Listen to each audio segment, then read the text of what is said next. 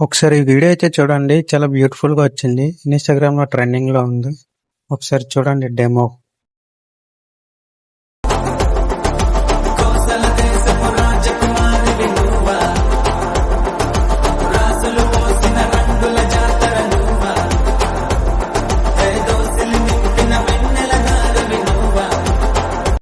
చూసారు కదా వీడియో. ఎలా ఉందో కొంచెం కామెంట్ చేయండి. అలానే కొంచెం సబ్స్క్రైబ్ చేసుకోండి. చెట్లోకొస్తే ఇక్కడ ప్రిన్సెస్ అని ఉంటది. మీకు నచ్చిన ఫాంట్ ఏదైనా ఒకటి పెట్టుకోండి.